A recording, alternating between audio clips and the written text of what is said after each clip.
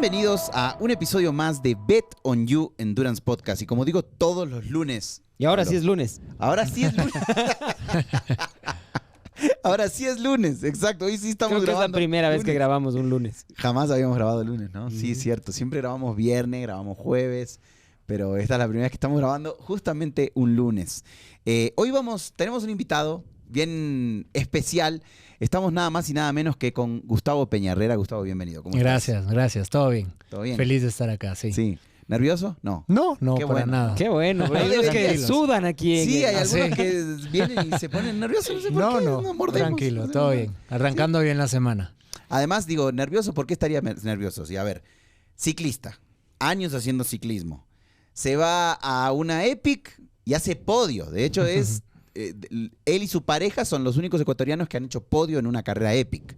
En parejas varones. En parejas varones, sí.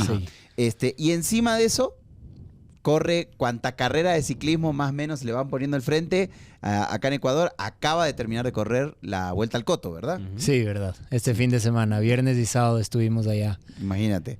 Yo la Vuelta al Coto, si la pasaran por televisión, por ahí la veo. Por ahí. Sí, porque estar ahí arriba solo viendo también es cansado. Estar en la altura, uno termina reventado solo de estar en la altura. Claro, la altura te consume bastante. Es un tema que hay que aprender ahí a manejarlo. Yo veía tus historias en el Instagram ahí corriendo y viéndoles pasar de lejos. Yo decía, me acuerdo, mi entrenador, Panchito, que siempre le mando saludos, me dice, vamos al Coto a verles competir. ¿Qué pasa, pana? O sea, no, pues.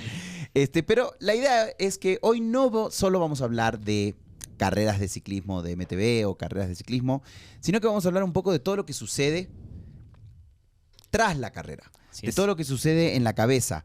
A veces vemos la foto del podio y no sabes todo lo que está detrás. Correcto. Sacrificios, familia, porque además es padre de familia, empresario, todo lo que...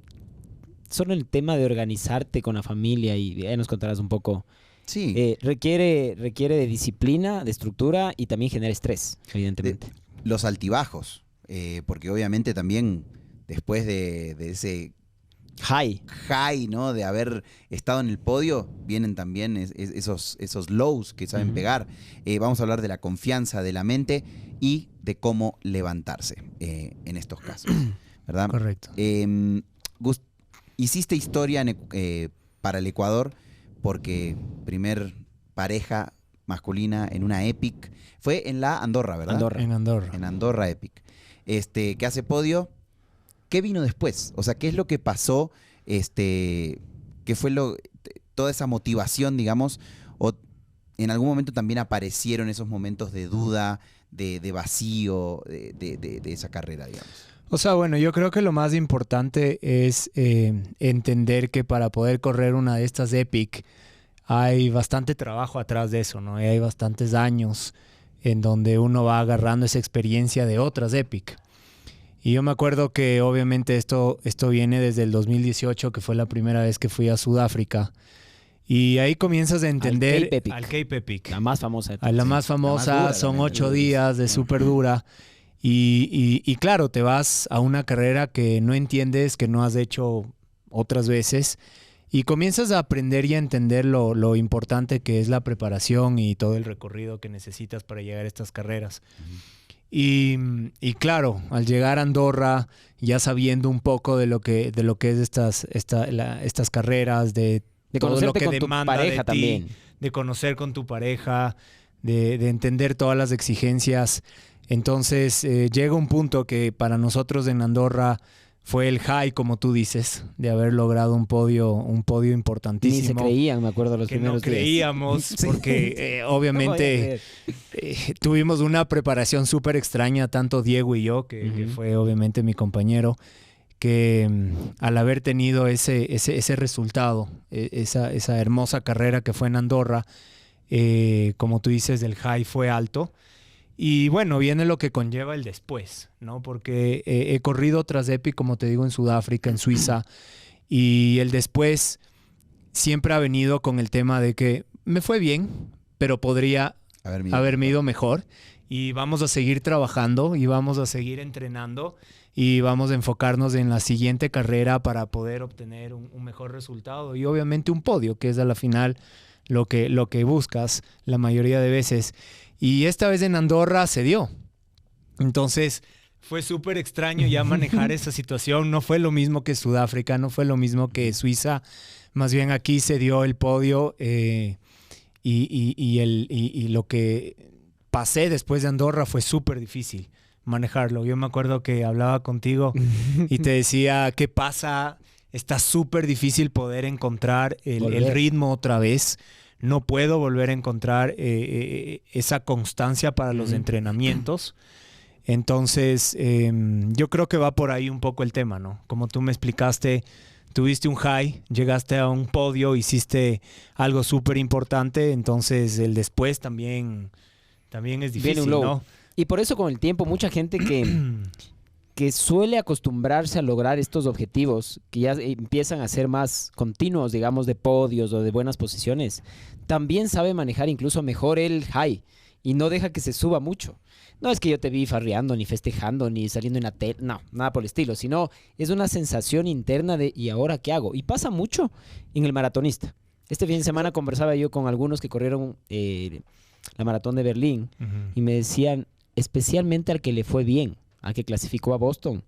Igual en el Buenos Aires tuvimos una clasificada a Boston. ¿Y ahora? Yo clasifiqué a Boston, que era mi objetivo. Y ahora se empiezan a desmoronar. ¿Qué tan frecuente es en los atletas este subidón y bajón después de los logros? Mientras más importante, no necesariamente el logro. El logro puede ser un podio, por un lado, pero el logro puede ser terminar una carrera que pensaste alguna vez que personal, nunca podías terminar.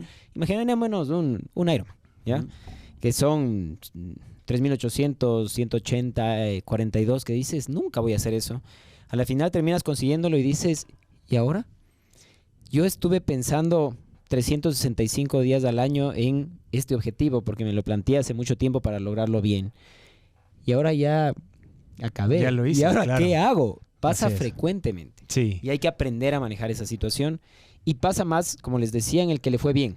Claro. Al que le fue mal, dices lo que tú dijiste. Ya, hice 3 horas, ahora quiero hacer 2:50. O quería hacer bajar las 3 horas, hice 3:20. No, sigo con ese objetivo y le sigo dando y me consigo otra carrera. Ahora es más difícil, porque además ya completas, bueno, te falta una Epic. Sí, me falta Croacia. Pero digamos las 3 más duras ya están. Entonces también y aquí hay carreras, ya no es tu primer podio en la Vuelta al Cotopaxi.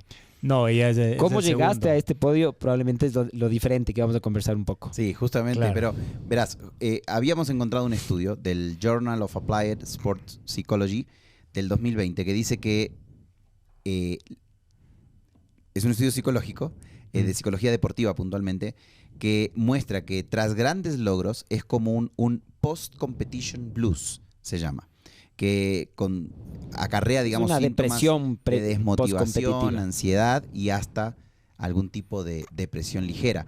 Y ahora me quedó resonando lo que decías, ¿no? Que claro, o sea, cuando por ahí se logra la meta que estabas planeando, puede caer este post-competition blues. Pero cuando no se logra, más bien como que quedas enganchado, motivado, o cuando quedaste muy cerca, me imagino, ¿no? Sí. Como que, miércoles, ahora le tengo que meter Porque más y... Sí, pero a veces como que viene acompañado del resultado, pero eso te decía que ponte en el 2018, que fuimos al Cape Epic. Después de eso, igual hubo una depresión. Tal vez ahí no fue por el tema del resultado, porque obviamente fue la primera vez y no es que estuvimos en Más un por puesto muy cumplir un cerca. sueño, porque cualquiera quisiera correr el Cape. Pero fue realmente el logro que tú pudiste haberlo hecho, haber completado esa carrera, el desgaste que tuviste como deportista después de 8 días y meterte 700 kilómetros, que a la final no estás acostumbrado a hacerlo. Y igual te da esa depresión, o sea, te da ese bajón súper fuerte que yo creo que con el tiempo y las carreras y ya la experiencia, la madurez. Y el hábito también. El hábito. cuerpo te empieza a pedir o vuelve a entrenar. Exacto, ya vas un poco entendiéndote y vas obviamente manejando esa situación mejor. Pero sí es duro. Pero Ahora, es... Sé que casi no llegas me enteré tras bastidores, que casi no haces la vuelta. No sé si tu compañero sabe que me llamaste a decir, Sí, ayúdame por a ahí, conseguirle exacto, pareja. Por ahí tu compañero no lo sabe, te estás enterando ahora, pero Pancho Manríquez. estuviste casi ahí de no hacer la vuelta al Coto, ¿no? contame un poco de ese momento de conversación con tu entrenador que te convence a decir, corre la vuelta al coto, sí lo vas a hacer. ¿Qué significó para vos confiar en el entrenador, aun cuando quizás por ahí no estabas en tu mejor momento? Claro, o sea, algo que yo aprendí bastante desde que estoy en BET, desde que Pablo me está entrenando, la constancia de poder cumplir los entrenamientos y poder cumplir tu semana es importantísimo. Porque a la final yo he venido de otros entrenadores, otros tipos de entrenamientos, y realmente con BET he sentido de que he podido manejarlos también con mi vida, ¿no? Que a la final, como tú dijiste, soy padre, soy empresario y hay que saber combinar esa parte. Y esposo. Ajá, y No te esposo olvides, y te todo. Sí, obvio. Entonces, a la final es difícil llevar tu entrenamiento semana a semana. Obvio. Pero aprendes de que lo importante y para poder tener buenos resultados es ser continuo, ¿no? En lo que haces. Y consistencia. Y durante todo este tiempo eso es lo que he tratado de tener. Y después de Andorra, eso es lo que perdí. O sea, la consistencia de poder seguir haciendo los entrenamientos. Y bueno, pasó un poco de semanas, tenía ya el enfoque de la vuelta al coto.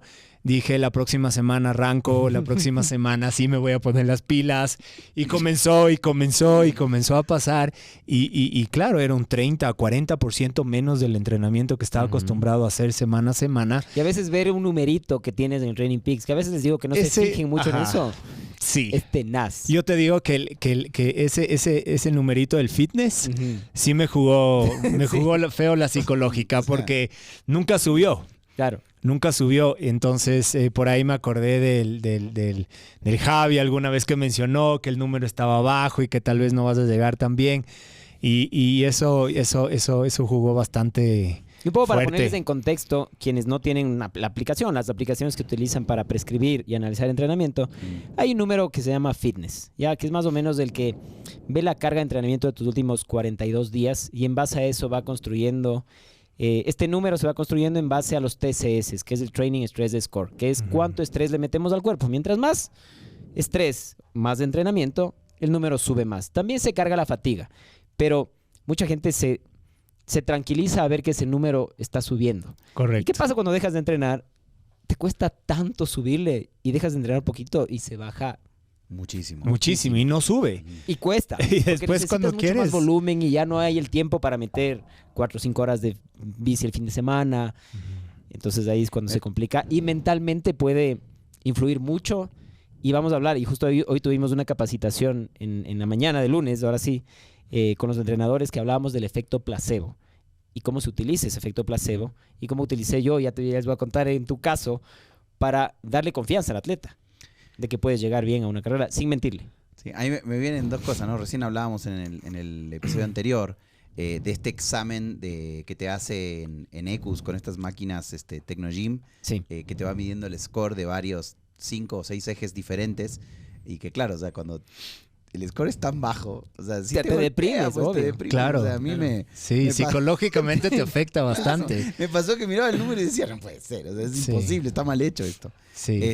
Pablo, ¿cuál es el balance o cómo es ese balance de empujar al atleta a ir más allá de lo que piensa, más allá de lo que cree, pero, digamos, también respetar sus dudas o miedos? Porque también se han visto casos, ¿no? De atletas que empujan, de entrenadores. Que empujan más de la que cuenta. Empujan más de la cuenta y en realidad algo termina pasando, ¿no? A ver, ahí el análisis de la experiencia del atleta es clave. Porque como les dije hace un ratito, el efecto placebo puede funcionar a algunos de decirle, tómate esta pastillita que te va a dar 10% más de rendimiento. Pueden confiar y la pastilla es azúcar. Hoy veíamos justo en GCN, en Global Cycling Network, que explicaban el efecto placebo en la psicología deportiva. Pero también el efecto placebo no necesariamente es algo que te ingieres, puede ser algo que te dicen. Como si es que yo te decía, ¿sabes qué? Con ese fitness probablemente no llegues. Claro. Te ibas a convencer de eso en algún punto. Y 2 semanas yo buscaba eso de ti. Le escribía y necesitaba ese placebo que tú me digas, estás bien, dale, vas a poder. Porque obviamente para mí ver el número saber que no solo el estaba número, sino entrenando. sentirte también que hay días que te sacas bien los entrenamientos, días que a veces Ajá. no tanto, días que el pulso está mucho más alto de lo normal, que me Claro. escribía decir el pulso hoy. Y claro, yo decía, perdió toda la consistencia. Pero lo que les decía ahí, y el pero es que hay que analizar el atleta, hay que saber qué tan competitivo es, hay que saber qué experiencia y qué base tiene, porque alguien que no tiene una buena base aeróbica y que ha competido como que ha competido y ha estado en las carreras más difíciles, venir de un podio en Andorra, no le puedes mentir y decir, ¿sabes qué? Te va a ir súper bien en la Vuelta al Coto, o vas a poder aguantarle a tu compañero, o estás más fuerte con tu compañero, si es que es mentira. Entonces yo sabía que aquí el factor experiencia y el saber cómo sufres, uno sufre en las carreras, el saber como dicen los gringos, ¿cómo es? Digging deep, lo profundo que puedes cavar en momentos complicados. Sé que eso te iba a sacar de momentos justo así en la carrera. Y eso viene de la experiencia. Y yo sabía además que todo el mundo estaba hablando que el Pancho estaba súper fuerte. Y está súper fuerte. Sí. Entonces eso además también sabiendo que vas a ir con una pareja, dices, este man me va a arrastrar, voy a sufrir más de la cuenta o le voy a quedar mal a mi compañero. Entonces empieza a influir un montón de pensamientos negativos, que lo que me hizo a mí darme cuenta para convencerte de que te puede ir bien, es simplemente pensar en ese background, pensar que habías tenido momentos, me acuerdo, de calores terribles en el Cape Epic, de momentos complicados, de que la pareja de Andorra Epic que estaba atrás y ustedes le pasaron a los terceros para ponerse segundos, eran fuertísimos. Estás hablando con gente de un nivel mundial, cosa seria en español, me parece. Sí, eran Y- del team Goblik. Ajá, de Govic, exacto. Entonces, todo eso como entrenador también me da la confianza de decirte, ¿sabes qué? Sí vas a poder. O sea, Claro. sí lo vas a lograr. Sé que vas a sufrir probablemente más de la cuenta y capaz ha sido uno de los cotos que más ha sufrido, Sí. pero Pero pará, Pero la es- cabeza no, respondió. no solo Ajá. eso, sino que, Gus, rompieron cadena Sí. el segundo día. Se perdieron, ¿ya? En plena vuelta al Coto. ¿Qué representa para vos ese momento en una carrera? Y también cómo se vive desde la mente una situación así. Porque yo, por ejemplo, a mí me ha pasado pinchar en una carrera de ciclismo. no sabes ni cambiar la llanta. No, yo sí sé Mentira, cambiar mentira. llanta. Bueno, yo sí sé cambiar llanta, pero muchas veces he dicho, en un triatlón, llego a pinchar como he visto a otros triatletas 2 veces, ahí boto la bicicleta, ¿dónde está el taxi que me lleve de regreso al hotel? O sea, se acabó. Pero en el medio del Coto, rompes cadena, brother. O sea, Sí. ¿qué es eso? O sea, realmente es increíble cómo vas aprendiendo como persona y como atleta. Ponte en Andorra, por suerte no tuvimos ningún percance. Todo se dio perfecto y yo creo que eso fue una de las razones de que la carrera haya salido como salió y hayamos conseguido el podio. Y esta vez en el Coto, el segundo día, salíamos con la presión. Los primeros estaban 40 segundos, que no era mucho. Sabíamos que podíamos tal vez ganar la carrera, Y obtener los el primer terceros lugar. también estaban por ahí. Terceros A estaban 40, a 40 50. segundos, entonces Era era todavía. súper reñido y desde que salimos la intensidad fue así. Y claro, el Pancho rompe la cadena y ahí te das cuenta un poco la madurez que vas adquiriendo, porque en vez de desesperarme, más bien fue un tema de que no hay problema, arreglemos la cadena, ese rato solucionamos y seguimos. Luego nos perdimos y en vez de comenzar a desesperarnos, ok, no importa, sigamos trabajando la carrera, sabemos que ahora tenemos que recuperar un montón y eso es la cabeza, y eso creo que realmente es el entrenamiento que no solo va en función de entrenar tus piernas, sino también entrenar tu mentalidad, tu cabeza, tu fuerza. Y en eso también Pancho espectacular, porque a la final él no es que tiene tanta experiencia en Sí. carreras, pero supo manejar ese tema también súper bien. Y se tomó muy en serio la carrera también. O sea, entrenó súper bien, se dedicó, se cuidó, Sí. descansó bien. Entonces las cosas se ponen más parejas Claro. y resultó, los dos sufrieron. Los dos sufrimos, Los o sea, dos, es, como en toda recuperar carrera, eso fueron algunos minutos que perdimos. Sabíamos que podíamos quedar fuera del podio y realmente fue duro recuperar, porque cuando te pierdes en una carrera también pierdes un poco en dónde estás. No sabes si es que estás muy atrás, muy adelante. Claro, si comienzas en vez de a rebasar. tercero, ya quedaste séptimo. Ajá, no comienzas tiene a idea. rebasar gente que nunca pensé que ya nos habían rebasado mientras estábamos perdidos o arreglando la cadena. Claro, y mentalmente eso también te acaba. Y Te dices, acaba. mira, Yo me acuerdo que le pasé al doble, al Martín, y le digo, oye, ¿tú me viste arreglando la cadena? Porque en verdad yo no me acuerdo de ti, no me acuerdo que me pasaste. Entonces es esa incertidumbre, ¿no? De no saber en qué estás. Y a la final lo único que puedes hacer es dar lo mejor y darle a tope y esperar de que las cosas salgan, ¿no? Hasta que le vimos a Pablo, ya arriba, y fue como que, ¿cómo estamos? Y ahí obviamente nos dijo, dale, porque todavía puedes salvar ese podio. Y ya, y te juro que cuando te va a vimos y escuchar nos esto, dijiste... Chivo, va a escuchar, y yo tengo grabado esto. ¿A qué tiempo está el Chivo? Es lo que me preguntó. ¿Ha estado aquí el Chivo invitado? El Isidro Ponce. Sí. Y es porque, claro, ellos estaban cuartos y estaban remontando también. Claro. Y fue chévere con mis hijas. Estábamos haciendo cálculos. La una estaba filmando y la otra hacíamos cálculos. Agarraba el tiempo del uno, yo agarraba el tiempo del otro. Fue divertido. Sí, cuando me dijiste eso, en verdad fue un peso de encima que se me bajó y dije, bueno, oye, mantuvimos y parece que las cosas van a ir bien. ¿Cómo se entrena, Pablo, la cabeza para retomar cuando tenés un golpe así? Porque a Gustavo y a su pareja les pasó ahora en el Coto romper cadena, perderse, pero hay muchos golpes que te pueden venir durante una carrera, ¿no? Vos lo has hablado algunas veces en la maratón, el famoso muro que se cruza, ¿no? ¿Cómo se entrena la cabeza? A ver, primero tienes que saber que debes controlar lo que puedes controlar. Primero, ¿qué se puede controlar? ¿Se les hubiera acabado la cabeza? La carrera si no llevaban otro eslabón y un cortacadenas. Entonces, primera cosa, saber utilizar tus herramientas. Claro. Hoy revisábamos la data y perdieron 2 minutos y medio, cuando cualquier otro hubiera perdido cuarto de hora cambiando la cadena. Suavito. Pero o hubieran roto más la cadena. Entonces también, ¿qué se aprende? Hay que la experiencia te da a prever ese tipo de cosas. Y de ahí controlar lo que puedes controlar. Probablemente ir a un ritmo mucho mayor al que salieron después de romper la cadena o después de perderse, les hubiera hecho también perder la carrera. Y eso te da no sacamos nada haciendo nuestros mejores 5 minutos luego de perder la carrera si me faltaban 2 horas más, 3 horas más de carrera. Entonces, se entrena controlando lo que puedes controlar. Se entrena con experiencia. La experiencia te da la posibilidad de tomar decisiones a pesar de la calentura. Porque cualquier otro le mandaba al carajo por cambiar mal la llanta al compañero. O sea, claro, cambiar mal la marcha al compañero. Porque normalmente por eso se rompen las cadenas. Pero más bien el servir de apoyo a tu pareja. Yo vi parejas que le dejaron botado al compañero. Vi parejas que llegaba 1 hora antes, cuando es prohibido en una carrera así. El día anterior vi parejas que se fueron cada uno a sus casas y hablábamos con los organizadores y nos decía, pasa frecuentemente que en media carrera se pelean y llegan y ya no arman la carpa y pagan $80 de camioneta y se regresan a Quito. Claro.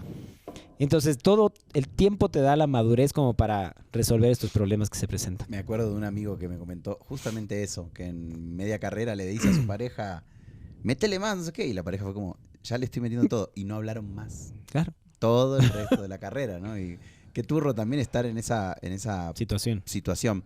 Gustavo, después de tantos años haciendo deporte, y todo lo que contaba Pablo, ¿no? O sea, ser esposo, padre, trabajo. Ahora contaba tras cámaras antes de empezar a grabar que tenés que viajar ahora esta semana. ¿Qué es lo más duro de pensar en volver a entrenar igual o más para poder retomar ese momento de pico? Yo creo que la parte más importante es entender qué es lo que tú buscas, ¿sí? Porque si ya a la final tú quieres entrenar para conseguir un podio en una carrera, yo creo que es súper difícil entender de que lo conseguiste. Y ok, la próxima semana entonces tal vez ya para qué entrenar o esperemos unos meses. Pero ahí entra también bastante la parte de lo que te gusta hacer. Tu pasión por el deporte, tu pasión por el ciclismo, tu pasión por seguir adelante. Y yo creo que eso es lo más duro. Entender de que realmente estás haciendo esto porque te gusta el ciclismo, te gusta este deporte, o lo haces simplemente porque quieres un podio o porque quieres tener ese high, tener ese reconocimiento y se acabó. Entonces, yo creo que eso es lo más duro. Para mí estuvo bien en claro de que al entender que puede ser que no pude entrenar tanto, no pude estar tal vez al 100% que yo pensaba que quería estar, pero corrí, me fue súper bien, hice un podio importante, para mí la carrera más difícil que hay aquí en el país de ciclismo. Claro. Y te digo, ahorita lo que más quiero es volver a entrenar. Quiero subirme otra vez a la bici y por más de que esta semana me pusiste libre, dale, descansa, está todo bien. Antes de no comenzar ya le dije... Libre quiere decir descansar. Justo me preguntaban algunos y les decía, es hacer justo eso. Lo que tal vez dejaste de hacer, echarte un trote, subirte a la rutera porque estabas con mucha montañera. Es cambiar un poco y quitarle estructura.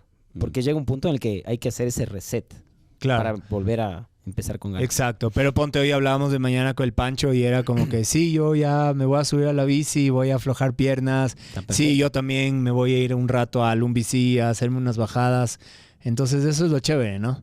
Que vas un poco, va manteniéndose ahí la parte de tu pasión por el deporte y después va Pablo estructurándote, poniéndote en regla otra vez, poniéndote los entrenamientos y ya, se hace un nuevo enfoque. Pablo, ¿cómo se trabaja con un atleta que siente que no está mejorando? Que ya, o sea, las cargas, el trabajo, todo lo que implica la vida. A ver, creo que la comunicación es súper importante, porque hay que saber que no siempre se puede mejorar. Y hay que mejorar si es que tienes objetivos claros. Creo que no le hemos fallado. El momento de saber que el objetivo es ese, el más importante, se puede llegar muy bien a ese objetivo.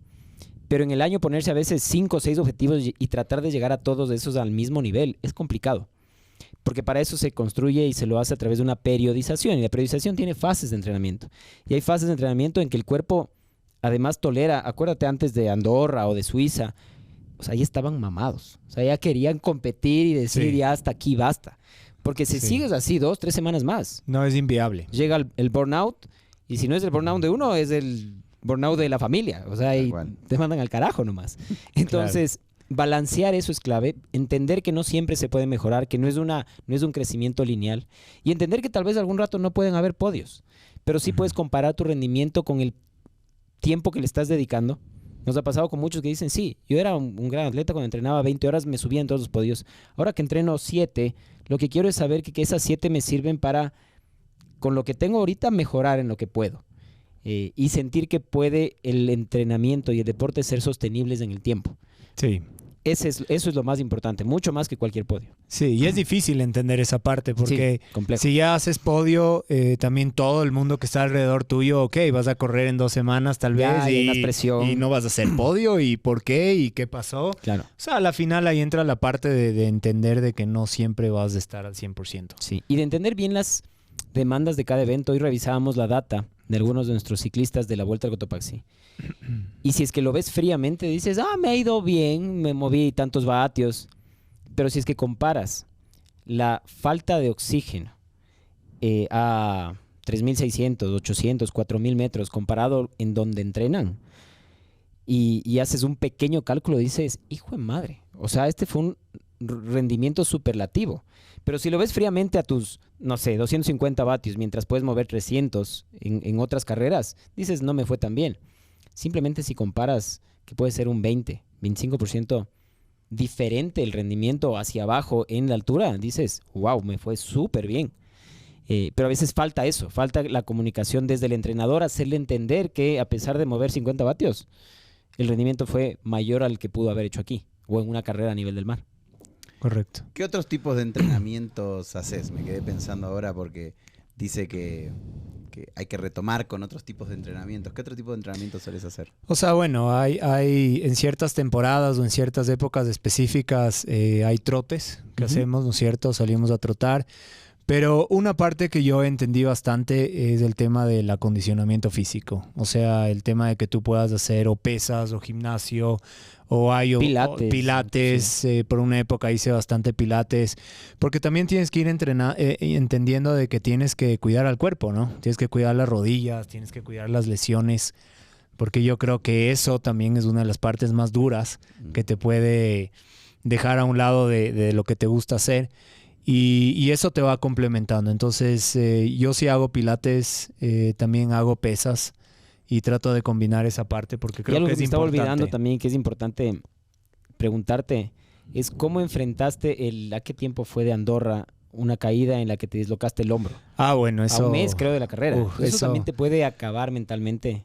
Eso fue un tema. O sea, yo creo que ha sido un año increíble. He hecho 2 podios importantísimos, pero también he tenido unos meses súper difíciles y bueno, ahí sí tengo que agradecer a mi casa, tengo que agradecer a mi esposa porque realmente ha sido súper difícil. O sea, tú ves lo que es la data, tú ves lo que sube en el Garmin, pero en el día al día esa queja, eso, estoy mal, ay, me duele esto, estoy que ni sé qué.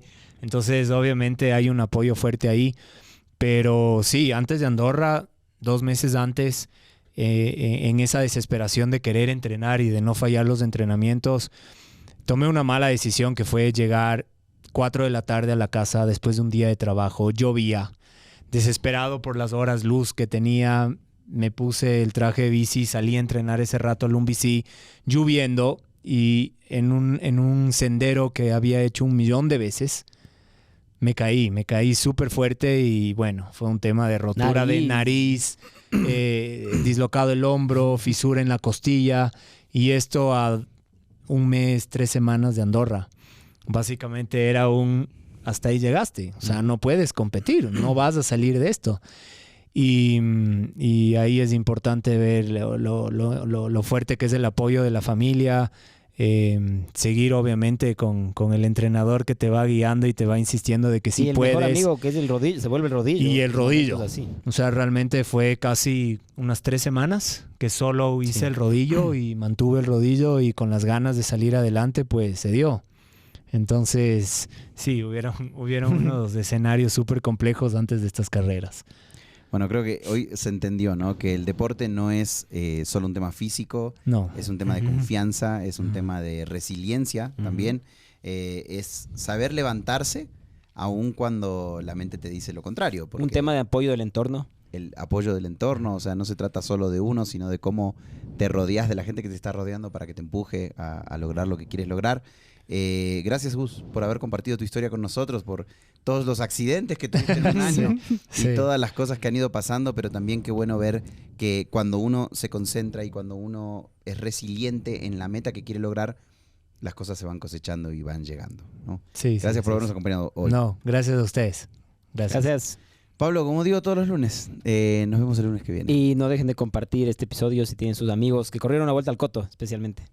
Que hay un montón. Porque O que quieren correr, que tenemos un montón. Yo esperé 19 años para correr.